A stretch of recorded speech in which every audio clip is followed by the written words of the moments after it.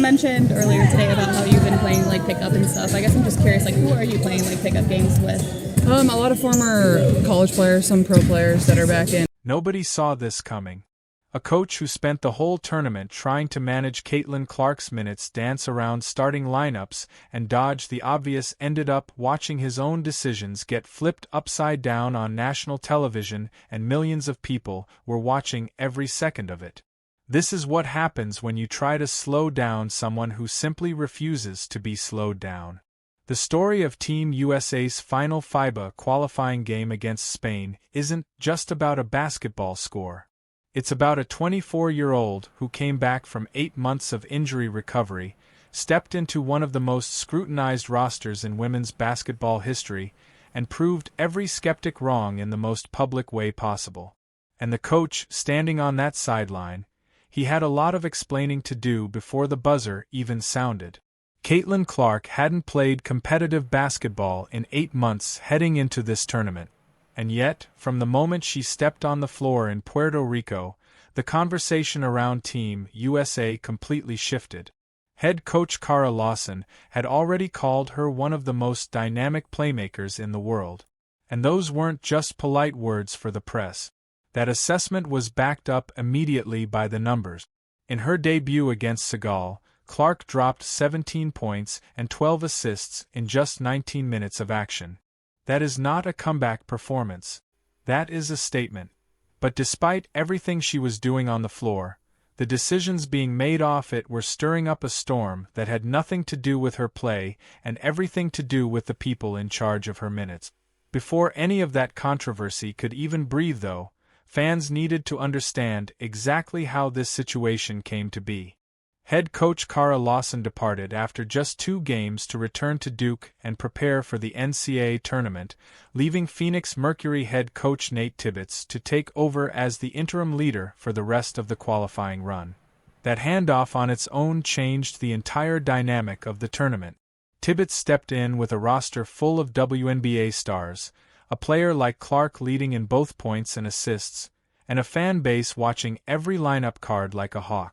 The pressure on him was real, and the decisions he made in those first few days would follow him all the way to that final game against Spain and straight into the postgame press room. Despite Clark racking up 25 points and 14 assists across the first 2 games alone, she was not given a starting spot. That choice lit the internet on fire.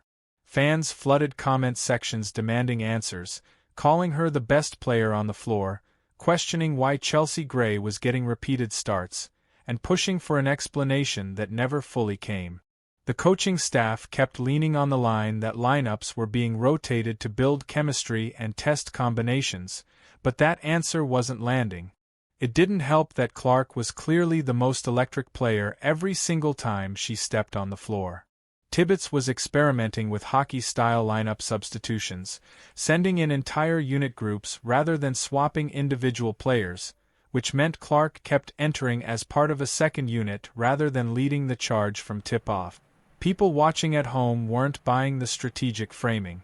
To them, it looked like one of the most watchable players in women's basketball was being deliberately kept in a reduced role, and the numbers weren't giving anyone a reason to defend that choice. Through 4 games, Clark was leading the entire FIBA qualifying tournament in assists per game at 6.3 and scoring at 12.8 points per game despite coming off the bench in 3 of those contests. That is a first-unit production output from a second-unit role. Something was going to have to give. And it did. But not before the tension hit a boiling point that went viral in a completely different way. After Team USA's win over Italy, Clark was caught on camera apparently trying to slip past the waiting media in the tunnel, walking close to the backdrop and avoiding eye contact with reporters. The clip spread fast. Fans thought it was hilarious, and some thought it meant something deeper. And then the very next game, a FIBA staff member physically stepped in front of Clark to redirect her toward the media, a move fans immediately connected to her earlier tunnel escape attempt. Whether it was coordinated or coincidental, the clip became one of the most shared moments of the whole tournament. But on the court, something much more significant was about to happen. Against New Zealand, for the first time in the entire qualifying run, Clark was inserted into the starting lineup. The response was immediate. She rewarded Tibbitz's decision with 14 points on 6 of 11 shooting, 4 perfect free throws, and a team-high 6 assists across 23 minutes of action. Team USA's official Instagram account celebrated her performance with a stat graphic and a highlight reel featuring step-back threes, elite court vision, and lockdown defense. That wasn't a coincidence. The organization knew what it had, and so did the fans who had been screaming for this moment since Game 1. Before the Spain game, Clark told reporters she expected it to be the hardest game of the tournament and pointed to slow starts as the main issue Team USA needed to fix. That self-awareness, that ability to assess the team's weaknesses and speak about them clearly without drama is part of what made her presence in San Juan so compelling. She wasn't lobbying for herself. She wasn't complaining about her bench role. She was preparing for the work. And on the biggest night of the tournament against a Spain squad that had already made clear they were not going to be a pushover, the work began. Tibbitz went back to a veteran starting 5 to open the Spain game. And with Dearica Hamby, Haley Copper, Chelsea Gray, Ryan Howard, and Jackie Young getting the first call, Clark again was not in that opening group. The fan base reacted instantly online, but Tibbitz moved fast. He went to his bench early in the first quarter and brought Clark in for Ryan Howard with 6:23 remaining in the period with Team USA up 8-5. Spain wasn't rolling over. Their biggest weapon, Awafam, projected to be the number 1 overall pick in the 2026 WNBA draft, was already making her presence felt with 6 points and 5 rebounds before the quarter was even over. This wasn't going to be another blowout from the jump. It was a real fight, and that made what Clark did next even more meaningful. With just seconds left in the first quarter, Clark found Angel Reese under the basket with a sharp dime that beat the buzzer, giving Team USA a 21-16 lead heading into the second. That pass, quick, accurate, perfectly timed, was everything Clark does that the box score doesn't capture until you watch the film. She wasn't just scoring, she was orchestrating. FIBA's official account posted her highlights from the game in real time, writing that she could do it all. That's not a small thing. FIBA doesn't hand out those kinds of labels carelessly during live tournament play. The international governing body of basketball was posting Clark's clips in real time, and America was watching every single one of them. The game itself never got out of hand because Spain refused to let it. This was a team with real WNBA talent on the roster, a coaching staff that had clearly studied Team USA's tendencies, and a home crowd energy they carried even as the road team in Puerto Rico. Every time the Americans tried to pull away, Spain had an answer. FAM kept attacking the paint. Their guards were pushing pace and forcing turnovers. 4 stretches of the second quarter, it looked like this could get competitive in a way none of the earlier games had been. But then Clark would get the ball in transition, find the open cutter, or hit a mid-range pull-up, and the momentum would shift right back. She was doing things that just don't show up cleanly in a traditional box score, drawing the defense and creating, reading the play before it developed, and delivering the ball exactly where it needed to be. Fans watching in real time were posting clip after clip, saying the same thing over and over. This is why she should have been starting from day one. Tibbitz wasn't saying that publicly yet, but he was watching and he was adjusting. By the second half, the pattern was clear. Every time Clark was on the floor, the team moved better, found more open shots, and played with a pace that Spain couldn't quite match. Every time she sat, something felt slightly off. Not broken, not disastrous, just a little less sharp than it needed to be against a team this prepared. That contrast playing out across 40 minutes of live television was building the most obvious argument anyone could make about how this roster should be deployed going forward. The fans had been making it since Game 1. Now the scoreboard was making it too. Team USA ultimately handled Spain 84-70 with Kahlia Copper leading all scorers at 20 points, Kelsey Plum adding 18, and Dearica Hamby chipping in 14. The Americans shot just over 47% from the field and dominated the glass, out-rebounding Spain 42-29. It was a convincing win in a game that had competitive stretches against the best opponent they faced all tournament. But the story wasn't just the final score. Clark finished with 7 points and 7 assists across 22-plus minutes, going 2 of 2 from the free throw line and adding 2 rebounds, a steal, and a blocked shot. The shooting numbers weren't flashy. The impact was undeniable. 7 assists in a 14-point victory means Clark's fingerprints were on exactly half the team's buckets in some fashion. That's the kind of player she is. She makes the people around her better, even when her own shot isn't falling. And there was even a moment midway through the game where Clark received a pass from Megan Gustafson, her former Iowa teammate who was playing for Spain. A connection that cut through all the international competition and just felt like pure basketball between two players who know each other's game by heart. That's the kind of detail that doesn't make the highlight reel, but tells you everything about who Caitlin Clark is on a basketball court. She doesn't disappear when the matchup gets hard. She leans in. She finds the moment. She plays the game the way it's supposed to be played. And she does it at a speed and a level that most people in that building simply cannot match.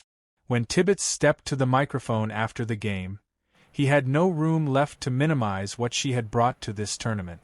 The coach who had kept her on the bench for 3 straight games, who had resisted the loudest fan pressure in women's basketball, stood there with a perfect 5-0 record and a player who had led the entire qualifying field in scoring and assists.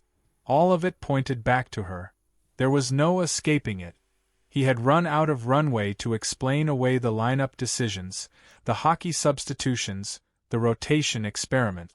The results were in. The player he had been slow to fully deploy had just been the most impactful person on the floor in the most important game of the trip. Reporters asked their questions. Tibbitz gave his answers. And somewhere in there, between the careful coaching language and the post-win relief, the real story landed exactly where everyone expected it to. The crowd had been right. The numbers had been right. And Clark had been right every time she touched the floor. Tibbitz had cameras picking up an expletive-laced pep talk during the New Zealand game where he called out his team's body language during a sluggish start. The players responded. The team turned it on and never let up. That moment showed something real about what Tibbitz was building in those final 3 games. He was demanding a standard, and Clark was the clearest example of someone meeting it every single time she stepped on the floor. Veteran guard Ryan Howard praised Tibbitz publicly for the way he stepped into the lead role under pressure. And that praise mattered, coming from a player who had been through multiple FIBA tournaments and knew what good coaching looked like. But Howard was second on the team in total scoring. And Clark was first. And the numbers don't care about narrative. What made the Spain game the true ending to this chapter was everything it represented beyond the final score. Clark had entered the tournament leading the fan vote for tournament MVP at 34%, with Spain's Raquel Carrera a distant second at 25%. The fans watching knew exactly what they were seeing even when the coaching staff was still experimenting. People don't vote based on rotation decisions. They vote based on impact. And impact was the one thing Clark had delivered from the very first minute of the very first game. The 8 months she spent rehabbing, watching her teammates play, and wondering whether she'd ever get back to this level were answered in Puerto Rico. She had said before the tournament started that there's no better way to come back than to be thrown into the fire and figure it out. That wasn't false modesty. That was someone who understood exactly what the moment demanded. And she delivered on every single one of those demands in a way that left no room for debate. Clark, Reese, and Buchers sharing the court together during the early games had already given fans a glimpse of something bigger. A future version of USA basketball that could be absolutely dominant on the international stage. FIBA's account posted a photo of all 3 with language about the future of the program being in great hands. That framing wasn't accidental either. The organization was telegraphing something about where this team is headed, and Clark was at the center of every conversation about it. The Berlin World Cup in September is now the next target. Team USA had already qualified by winning the 2025 Women's AmeriCup. So the qualifying tournament in Puerto Rico was always about building something, not securing something.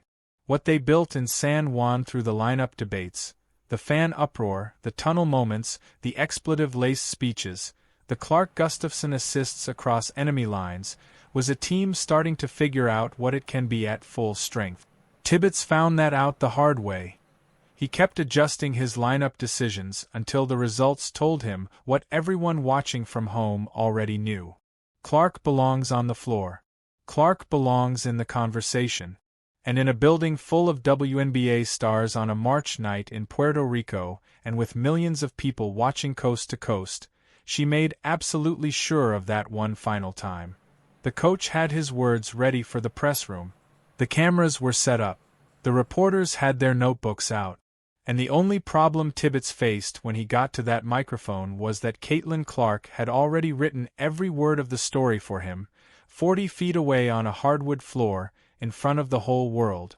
You can bench the best player on your roster.